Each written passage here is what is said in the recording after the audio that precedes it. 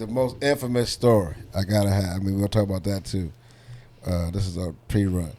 The infamous, the Mike Tyson story. Now, listen. So I'm leading in because it was on TV that one of Tyson's bodyguards or managers, right, really knew the story about him and Wesley. I heard that he had to slap Wesley. Remember you said Tyson had slapped Wesley. Put me in that whole story leading up to. So are you talking about the dude named Rodriguez that wrote a book, and he said that Mike knocked out Wesley Snipes? Yeah, that's what he's. Yeah, that's what you're talking about. Remember the guys connect. Yes. And you said that ain't true because you was there. It's not true. I bought Segment the book. called You Were There. I bought the book, and I kind of like. Okay. I bought the book, paid for it. Wasn't no bullshit. I bought it and I read it, and everything that I read, I kind of believed because I wasn't there. You know what I'm saying? I kind of believed him and was like, oh, that's what happened? Oh, y'all was doing it like that? Yeah, right. But then when he got to the Wesley Snipes story, I'm like, wait a minute. You're a liar. You're lying. Yeah, you're lying, pal. And now, what he said in the book, because I think you're lying to sell books, guy. Ooh. I think you fucking lying to get you a couple of books sold, but I was there, man. I know what happened. Mike can't put his hands on that, man. Mike can't go around beating up celebrities, man. So you had celebrities have got a different lawsuit than a nigga off the street lawsuit. Right, like you said that night. Celebrity be like, that nigga knocked my tooth out. I missed 3 movies because of that shit. Give me $3 million. You know what I'm saying? Regular Joe Schmo, you smack him up. Oh, you're gonna miss 2 days of work? And where you work at? Ameridown? Oh, all right, we're gonna give you $5,000. Beat it. You know? So that whole night was ill, man. I mean, you want to know the story? I gotta give it to you from the fucking beginning, man. I can't. That's what I'm saying. You was there that for like you said. You believe how the night? I'll tell you how the night started, man. Right, because was Rodriguez was there that night, the same night? I'm gonna get to that. Okay, all right. You know, I could say live. I got it. You gotta be the working in the morning. No. I'm good. I'm good. Gerald knew Mike Tyson already. Okay. You know what I'm saying? But Gerald didn't know Mike Tyson as well as Joe Little did, because Joe Little used to box. Okay. And one thing Mike Tyson is a fucking boxing historian. He done seen every fucking movie of boxing matches, or he know every movie that had to do with boxing. Right. He's a historian. So if Joe Little boxed a little bit, he even knew that, hey, well, that's Joe Little. He went to the police athletic league and fought in the Golden Gloves. He know that type of shit. So long story short, it's going to be a lot of long story shorts. It's going to be a lot of those, ladies and gentlemen. But anyway, they knew each other. Okay. So this one particular night, we in LA and shit, and Mike Tyson, Joe's like, yo, Mike want to take us out, man. I want to come kicking and shit. You know what I'm saying? Like, cool. You know what I'm saying? And I already knew Mike and met Mike before, but I never really hung out with him. You know what I'm saying? Saw him certain places and shit. So Mike sees me, and he gets with me like, yo, what's up? I said, yeah, I'm going to tell Gerald and Joe and all them that you here. So he's like, yo, he go to my room and shit. He's like, oh, we'll go to your room. I was like, all right, cool. So we go to my room and shit. And this nigga had a fucking tracksuit on, man. Mike had this fucking silk tracksuit, workout suit. And that nigga with the feline boy. It wasn't feline. It was like Sergio Tacchini, but it was them shits that back in early 90s. Them shits was like 5 racks. Ooh. 5 racks. Okay. Straight silk. From fucking Medellin. Medellin, Italy. Not Colombia, but Medellin, Italy. Some old crazy shit. That's one thing, fucking with Mike. You know how a nigga be like, yo, the first time I ever saw a Rolls Royce, it was Walt Frazier driving down the Belt Parkway. Right. My first time seeing shit has always been with him, man. He was like the motherfucker that nobody had. Right. Niggas didn't know what fucking Versace was. Mike Tyson was rocking that shit. He was ahead of game on Versace. Mike was rocking that shit when nobody knew what the fuck that shit was, nigga. It was just put him on a map. So anyway, he come to my room, And this nigga is mad musty. I swear he's said, mad what? fucking musty. What? And I looked at him and shit, and like he read my body language, like, oh man. He's like, yo, I was just fucking shooting dice with these fucking Italian kids, man. You know what I'm saying? I was shooting dice with them, and I cracked them niggas for 100,000. Word. And then when he said that shit, he was shooting dice. I'm a dice player, Right. and I know that a nigga could shoot dice all night if he grooving. Right. Right? Yeah, and I also know that when you got that hand and you shaking them dice, all that friction from your arm shaking them shits is eating your deodorant to death. Your deodorant is dying a terrible death. I know this, so that's why I cut him some slack. I said, all right, yo, all right, yeah.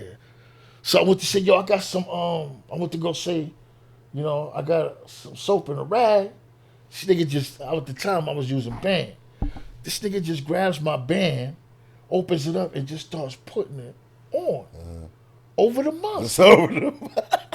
And I looked at him. I said, "Yo, Mike, I got a rag and some soap." Because you know, when I stay in a hotel, I used to take my shit out, set up my toiletries and shit. Like I'm gonna be here for a minute. We're here to do a shoot. You know what I'm saying? I'm gonna be here for a couple of days. Right. Had my fucking soap out, all that. Mike, man, he didn't even give me a shit. He just said, "What?" I was like, "Yo, cool." You know, when I say Mike, like I want to drop some knowledge to him, be like, "What?" I just be like, because I wanted to say, "Come on, man! Like you just use my deodorant, had little hairs on it and shit, like little fucking pubic hairs. I threw that shit in the trash, man." And then I said to myself, "You can take the nigga out of Brooklyn, but you can't take the Brooklyn out of the nigga." And I cut him some slack. I ain't dog. That's my nigga. So he puts that shit on, shit. Gets a little freshened up. So we go downstairs and shit to go to the limo and shit. And it's this Japanese film crew that was in America to do some segment about whatever. But when they saw him, you would think they saw the Beatles, yo. Wow. They went nuts. Mike Tyson, going crazy. It was like 3 chicks and like 4 dudes, and they had cameras and lights, nightstands. It was a crew and shit. Man, they went berserk, man. And then I was like, yo, Mike. I looked at him and shit. He was like, "Yeah, I'm big over there." He said, "Yeah." He said, "Yeah, don't be alarmed. I'm big over here." I said, "All right, cool." Well, he put everything in perspective when he said that shit. I'm big over there. All right. So we get in the motherfucking in the limo and shit. Joe, Gerald, me, Mike, and we just chopping it, But I'm quiet. Because, I'm letting them niggas, Joe Little, he's a star. He's feeling like a real star. Right. Gerald's feeling like a real star. Mike's a superstar. Right. Super. They're having a Rat Pack moment right now. Like, nigga, this nigga don't sing or dance, but this nigga is famous out this fucking planet. Right. And rich. Right. So, I'm quiet. So they get to talking and shit, so... Mike's like, "Yeah, man, Mike, he's all happy as shit. He's chilling out with his boys. He about to kick it. He antsy as shit." He's like, "Yo, Jerry," he said, he really call him Levert. Levert, man, Jerry. Man, who's a motherfucking lying-ass motherfucker, man? Every time I see this cat, man, he's always lying about something, man. Like, I really want to hear it, and I don't want to hear it, but he's kind of a cool guy, and I don't want to hurt his feelings. But he's a fucking liar, man. And Gerald's looking at that nigga like, first of all, you really expect me to guess who the fuck you talking about? Right. All right, I'm going to give it the old college try. He said, "Christopher Williams?" This nigga Mike jumped up, almost hit his head on the roof of the limo. "How the fuck did you know who I was talking about? Are you fucking psychic? Oh my God, that's who I was talking about. Oh my Christopher Williams? Oh my goodness! Is that about him? I don't believe it, Levert. You're a fucking alien. Like, how did you know? He said, "I just guess somebody that knew that lie." He said, "I just know, like, when I thought about motherfuckers, I know that's always lying. He was one of the first motherfuckers popped, so I went with him." Educated guess. But every time I see that motherfucking man, I be like, "Yo, he got a different haircut on. He's got braids.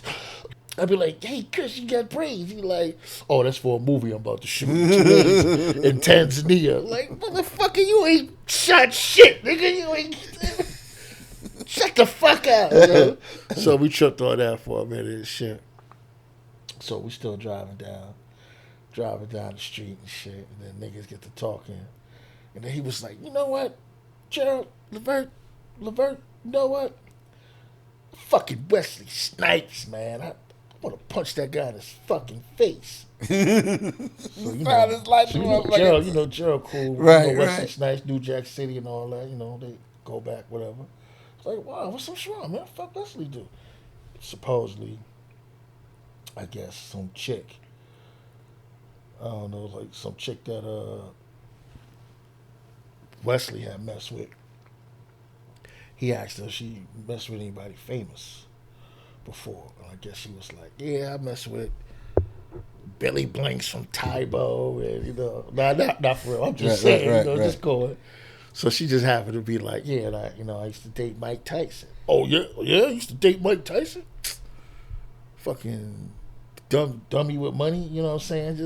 Just talking about talking some shit, right? Real smug shit, Wesley like saying dead to the smug bitch, shit, being real corny, right? That shit that you don't do. Right. You don't try to dog another nigga just come ass. Right. Use that gift. Right. That's corny. Right. Yeah, he's just a dummy with money. Oh, what do you say? Oh, he's goofy. Just talking shit about him. So the bitch told Mike. And that's another thing. When Mike fuck with a bitch, they loyal. They love Mike. They love Mike. They love Mike 30 years because Mike the type of nigga, he might have hit you and don't fuck with you no more, but you gonna have a nice Range Rover in your fucking driveway as a party gift. As a party gift, like it was fun while it lasted. Take this motherfucking. Take this motherfucking Honda Civic. You don't fuck some Honda Civic. The bitches that'll be glad to have a Honda Civic. All white, you know what I mean? Yeah, like, ooh, I gave Mike Tyson. I didn't really tell nobody, but I gave Mike Tyson some ass after Waffle House. He came to Waffle House. He was all drunk and shit. That nigga took me back to the hotel, fucked the shit out of me, and then sent me home with a couple of dollars. And, nigga he slapped me lightweight, but it was like, Yeah, but he left me a fucking a 93 Honda Civic in the driveway. A nice Acura. Left me a nice Acura. So, he's talking all that Wesley Snipes shit. So, all right, we get to the club. First club we get to is the Roxbury. You ever see that movie where the dudes be like, "What is love?" and they always shaking their head. Yeah. But I think we went on nigga night. You know what I'm saying? So went there tonight. Shit, saw my fucking Rosie Perez. Mm-hmm. Was chopping it with her. She's still bad. Right? So some stars in there and shit. They was all on Mike's dick. So I let him, Joe Little, Gerald. I just let them niggas kick it, and I just chopped it with Rosie Perez because. Rosie Perez went to Grover Cleveland High School in New York, and my brother went to Grover Cleveland. Oh, okay. But I think my brother was corny, so she probably didn't know him and shit. But she knew Jam Master Jay. You know what I'm saying? She's like, yeah, Jason's my dude. And I said, Jason's my dude, too. She's from Queens, too, Rosie? Nah, I think she's from Brooklyn. She from New York, but I don't know exactly what fucking borough she's from. But she was real cool with Jam Master Jay. Okay. And they knew each other in high school. But I said, yo, you don't know my brother? She's like, nah, I don't know. That nigga's lame. But no, I'm saying, but yeah, so she, so me and her chopped it. So we left the party. We left the Roxbury and went to this place called R&B Live. Okay. On certain nights, I don't know if it's Wednesday night, but on certain nights, R&B cats coming in, and Stevie Wonder might get up there and sing. Motherfuckers get drunk and drink champagne and kick it. Right. They got a nice house band, and the house band they good and they know fucking every song on the planet. It's like having a jukebox. Wow. So you never know, motherfucker. Anybody come walking. Aaron Hall come walking. The nigga might be star. Groove me. Play, you know what I'm saying? They play everything. Yeah, that shit was live, that dog. Was amazing. Yeah, imagine going to a club or a bar. You go into a bar, have drinks, chill out. They got a nice house band, and the house band is off the Richter and can play anything, and the motherfuckers that sing the songs is in the audience just sitting having drinks. You don't know who live already up in the motherfuckers. Right, because motherfuckers that night, Stevie was there. There's a lot of motherfuckers there, man.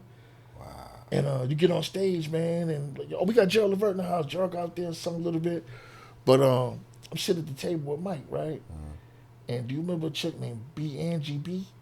She was down with Hammer. She was down with Capital. Yeah, they have a little group. Was it? Nah, that's 35 Oaktown 357. Okay, B Angie. But B Angie B was his solo artist he had, and she had a song called "I Don't Want to Lose Your Love." That was by Emotions. Mm-hmm. The Emotions said, "I don't want to lose your love." Well, she made a remake, and it was a lightweight hit. And this is when Hammer was big and all that. So she that was Mike's chick. Okay. So she get in Mike's lap, Mike sitting across from me and shit. And she had this black cat suit on, man, fucking ass booming. And he just sitting there palming her ass, and she kind of like in his lap, and like almost like a half a cheek is almost on the table.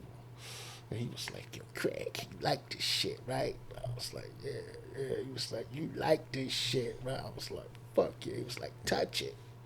I was like, "Nah." I was like, "Nah, nigga, I'm not touching that ass." Right. Nigga, ain't you out on bail for rape? Nigga? Right, You know right. what I I'm ain't saying? trying to be. He was just fresh out. Yeah, he was out on bail, B. He was out on bail, nigga. And he was like, "Touch your ass, nigga." I was like, "Nah, you get faggot or something." "No, I ain't no faggot, man. I don't want to touch your ass." Right. And she looking like, "Nigga, you want to touch this ass?" Like, smiling. Right. Mike said, "Touch that ass." Touch that ass. I'm like, "I'm cool, man. I'm not touching your ass, man. I don't give a fuck." You know? So anyway, I don't touch her ass. So she gets up and leave. We still chopping it. We drinking. First time I ever had Cristal. $400 a bottle. Tastes like shit, but wow, just the prestige and just motherfuckers looking over at us like, "Yo, right, I want to be them." right. And they don't know I had like $9 in my pocket. right. You know what I'm saying? Perping. Mm-hmm. Nigga, I ain't never said, "Yo," motherfuckers be like, "Flaunt it," well, you know, "Don't flaunt it if you got it," and all that, man. I don't perp, nigga. I let you perp for me. Mm-hmm. If you want to throw that I'm large because I'm clean, that you made that assumption. Right. If I fit the persona that you think, you know what I mean, what I am is what the fuck I am. I get it. So yeah, we over there, we drinking and shit. So then, fucking guess who comes walking in? Oh. Wesley Snipes. No. We just talked about the nigga in the limo. Gerald just guessed that this nigga was talking about fucking Christopher Williams. Shit was just right. It was one of them nights. It was one of them nights that the stars lined up. No pun intended, man. Right. It just was some crazy shit. This nigga comes walking in, and what the first thing he do? Wesley Snipes is like, "Hey, Mike, what's up?" Mike, being all smug and condescending and shit. Mike had this hat on. It was a yacht club. It was like Portobello Yacht Club. It was, you know, "Oh, Mike, you're into yachting now? How long have you been into yachting?"